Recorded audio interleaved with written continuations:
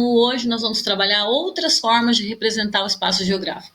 Nós falamos muito de mapa, né? Falamos dos elementos essenciais de um mapa, vimos que existem diferentes formas de você projetar o mapa, né? Vimos que o mapa ele possui algumas deformações, mas ele é feito de acordo com algumas regras, só que não são só os mapas que representam o espaço geográfico, existem outras maneiras. Existem, por exemplo, imagens via satélite, né? Existem fotografias aéreas e existem outras formas que são confeccionadas pelo homem também de representar o espaço geográfico. É isso que nós vamos ver hoje.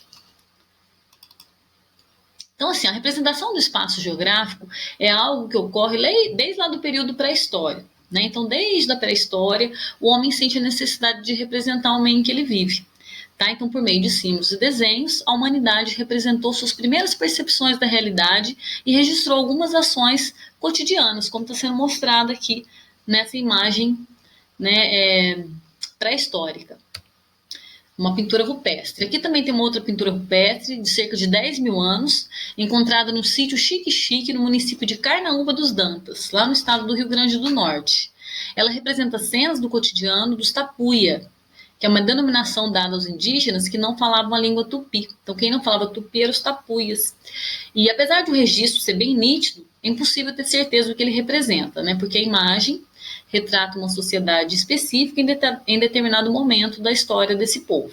Né? Então, aqui é uma forma, só para mostrar para vocês, de representar o espaço. E isso acontece, então, em períodos pré-históricos, né? Em períodos remotos. Então vamos lá, nós falamos que os mapas eles são feitos com base em códigos e convenções mundiais. Por que eles são feitos né, com base nesses códigos? Para que facilite a leitura, para que não fique restrita a um grupo, né, de pessoas, de cartógrafos, né, para que as pessoas, em geral, possam entender as informações do mapa, né, essas informações elas são feitas com base em algumas simbologias que são tratadas através de convenções, elas são estabelecidas, né, através de convenções mundiais. Então, todo mapa ele tem algumas regras, né, para que todos possam compreender as informações que ele passa. É aquilo que eu falei para vocês. O mapa é uma carta que passa informações, não através da leitura de um texto, mas da leitura de simbologias, que são as chamadas convenções, né? São os códigos que são utilizados. Então, dessa forma, grande parte das representações espaciais foram registradas a partir da confecção de mapas. Então, grande parte das representações do espaço geográfico são feitas com o uso de mapas. Mas existem outras representações espaciais que permitem você visualizar uma característica particular de um lugar do globo ou mesmo o mundo todo. Então, vamos falar de algumas representações espaciais aqui, tá? Por quê? Os mapas, como eu disse para vocês, eles têm todos os elementos necessários. Essas representações espaciais nem sempre têm. Por exemplo, aqui está mostrando uma maquete. Ela não tem escala, né? Uma maquete usada para fim didático, né? Alguma representação de uma comunidade indígena feita pelos estudantes, né? Pelos alunos. Então aqui você vê, né, que não tem ali uma escala, nem horizontal, nem vertical, né? Uma representação simples do espaço, mas é uma forma de você visualizar uma determinada área. Vamos lá então falar agora das duas formas de você representar o espaço. Então, nós temos as representações que são feitas de maneira bidimensional e existem as representações que são feitas de maneira tridimensional. O que é bidimensional? São aquelas que representam, num determinado local, a largura e a altura. Por exemplo, um mapa de altitude, né? Você vai ver a largura por causa da escala, e a altura por causa das cores que o mapa tem ali, né? Lembra que os mapas de altitude, quanto mais escuras as cores, mais elevada é a altitude, é um mapa bidimensional. Tá? E existem outras representações bidimensionais que nós vamos ver agora. Tá? Daqui a pouquinho nós vamos continuar aí. Vamos primeiro explicar o que é tridimensional.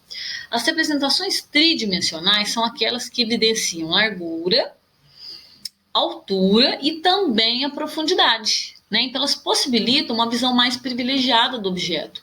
Você pode observar de diferentes dimensões a altura, largura e profundidade, como a maquete que está sendo mostrada aqui. Então, vamos lá. Vamos primeiramente falar de algumas representações bidimensionais do espaço geográfico. Entre elas, nós temos os mapas, que nós já falamos bastante. Então, nós vamos falar agora sobre os croquis, os cartogramas, os infográficos e o perfil topográfico. Então, essas representações são consideradas bidimensionais, tá? Porque representam o fenômeno da altura e da largura. Vamos lá, o que é croquis? A palavra croquis, ela vem do francês e significa rascunho, um desenho rápido. O que seria? Um esboço feito à mão livre, sem regra nenhuma, né, sobre um determinado espaço. Vamos supor que um amigo te peça, né, uma orientação para chegar até a sua casa. Aí você vai lá e faz um rascunho, né, um desenho ali que mostra uma rotatória, uma rua, né, então você faz as setinhas. Então essa representação é um croquis. Tá? Então, é um esboço de um mapa. Então, sua elaboração não precisa dos elementos de um mapa, né? Então, não precisa de escala, não precisa de coordenadas, não precisa de legenda, nada disso. Então, lá, aqui, por exemplo, tem um croquis do Palácio do Alvorada em Brasília, do Oscar Niemeyer. É uma revelação em papel fotográfico, sem data. Né? Quer dizer, antes de fazer a representação, ele fez primeiro um esboço. Né? Antes de fazer todo o projeto, ele fez um esboço ali de como seria. Aqui é um croquis de uma bacia hidrográfica do Rio Piranga, Doce, no estado de Minas Gerais. Tá? Então, ele também não tem escala, que só foi feita uma representação à mão livre, né, do rio e alguns afluentes dele aí.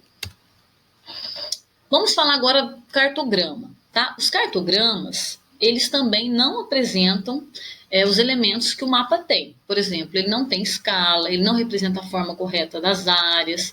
A função dele é mostrar a distribuição de um fenômeno e não retratar fielmente as dimensões do espaço geográfico. Então, vou explicar melhor. Um cartograma, ele distorce a área para representar um fenômeno, ele quer destacar um determinado fenômeno, então ele distorce a área e aumenta, né, aquelas áreas que representaram aquele fenômeno em destaque. Vamos ver aqui o mapa para entender melhor. Esse aqui não é um mapa, é um cartograma, desculpa, gente. Vamos ver aqui um cartograma. Aqui nesse cartograma nós temos círculos que representam os 26 estados do Brasil. E o que ele quer evidenciar aqui é a quantidade de pessoas que tem por estado.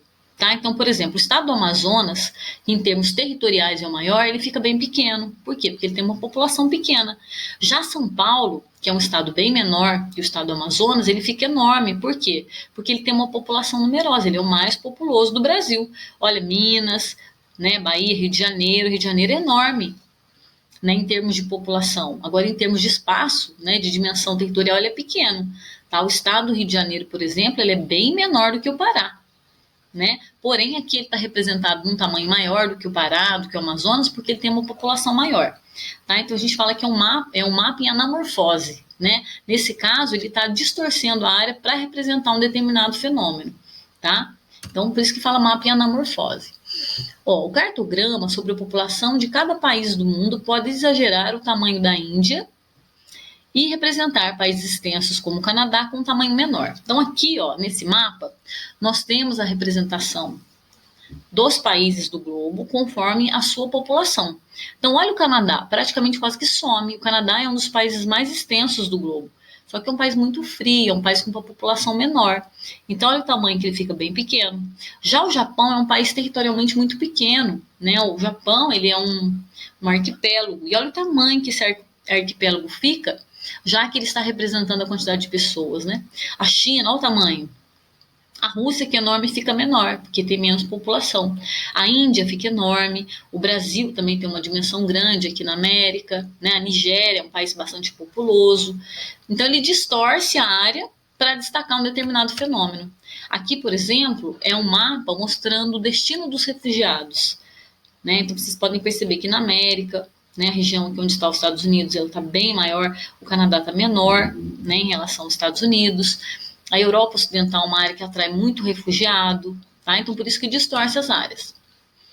Ela, anamorfose, mundo, população. Então esse aqui é o mesmo mapa, aquele primeiro que eu mostrei para vocês, tá? Que está mostrando, né, deixa eu chegar para cá, a escala de cores. Então as cores mais escuras representam as áreas que têm uma população maior. Índia, China, né? São os países mais populosos do globo. Agora vamos falar dos infográficos. Outra forma de representar um fenômeno de forma bidimensional são os infográficos. Eles são comuns em jornais, revistas e são utilizados para transmitir visualmente informações sobre alguma questão ou notícia. Tá? Nesse caso aqui, os infográficos, eles são utilizados, como eu falei para vocês, diversas maneiras de mostrar um fenômeno, né? Aqui tem bloco diagrama, aqui tem, né, o globo, são desenhos, tem textos, tá? Então ele procura mostrar um determinado assunto de diversas formas. Um infográfico é uma ilustração destinada a transmitir informações com o uso de imagens variadas. Então tem fotografia, tem desenho, tem gráfico, tem mapa, outros símbolos, com informações e pequenos textos sobre a imagem. Aqui, por exemplo, a origem dos continentes, está mostrando a Pangeia. Nós vamos falar desse assunto esse ano. Então é bem interessante aqui como mostra, né, a origem dos continentes através do infográfico. Aí tem os textos explicando, né? Aqui está mostrando um outro infográfico com o tema lixo, né? Lá, quanto de lixo a humanidade produz por dia. Então ele tem lá um mapa, ele tem gráfico, né? Tem vários tipos de gráficos, tá? Tem dados, tem símbolos, tem desenhos, né? Tem imagem, fotografia. Então ele utiliza uma gama aí de instrumentos, né? Para ele poder representar um determinado fenômeno. Aqui é um outro infográfico. Então, ele não é usado só na geografia, ele pode ser usado em qualquer assunto. Aqui está mostrando sobre a questão da estética, né? Tratamentos de beleza noturnos. E aí, isso aqui é uma forma de infográfico também, lá com símbolos, né? Tem os números, tem texto. Aqui, um outro infográfico. Aqui, o infográfico, ele mostra a quantidade de água em cada estado do Brasil, né? Quanto que cada um consumiu em 2013. Né? Então, lá, qual foi o consumo, né? do maior para o menor.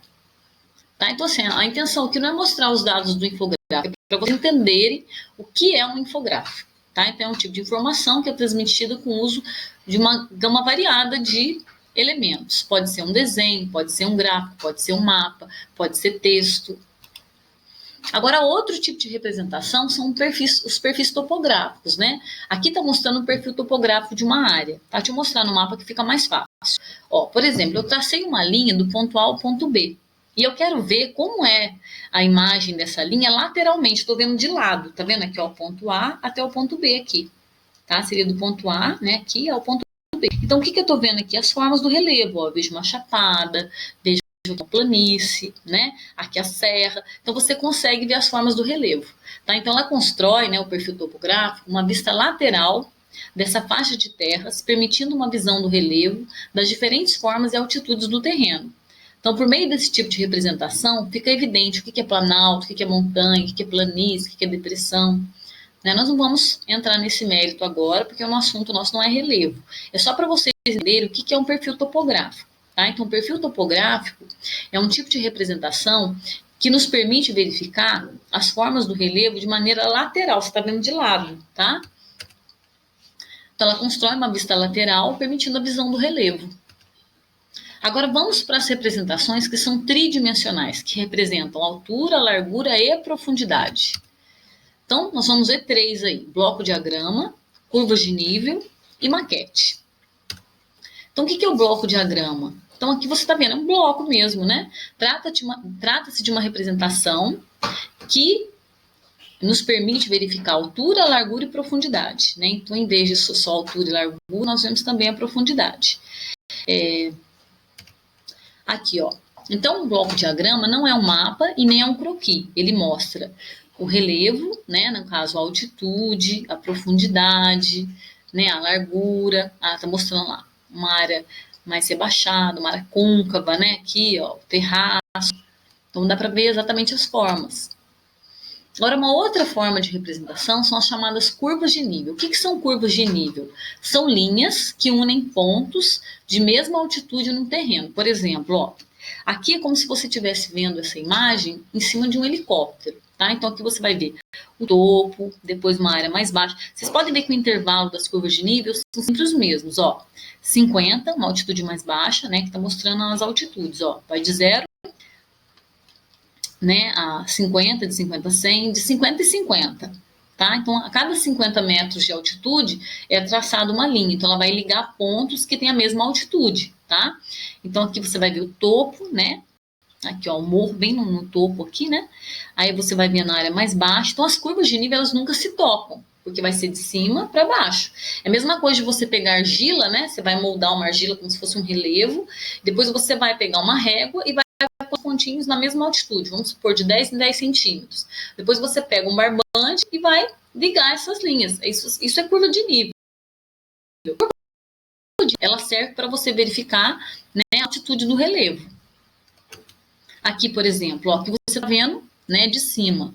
Aí você vê aqui de lado, ó, de lado você vê dessa forma, tá vendo? Aqui é a parte mais baixa do relevo, depois vai subindo. Então eles têm um intervalo no mesmo valor, ou de 20 em 20, ou de 10 em 10 metros, ou de 50 em 50. Então, por meio dela, são confeccionados os mapas topográficos, pois a partir de sua observação, o técnico pode interpretar suas informações com base em uma visão tridimensional, altura, largura e profundidade.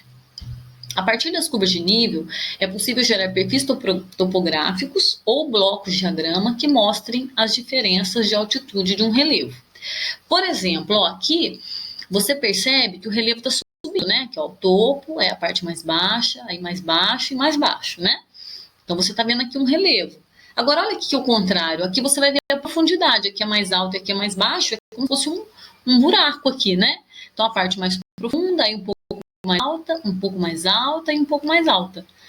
Tá? Então, no caso das curvas de nível, como eu falei, vou repetir, ela liga pontos de mesma altitude. As curvas de nível, elas nunca se tocam, né? E quanto mais próximas estiverem uma da outra, mais íngreme é o relevo. Agora, se for um relevo mais declivoso, elas ficam mais espaçadas, tá? Agora, vamos falar das maquetes.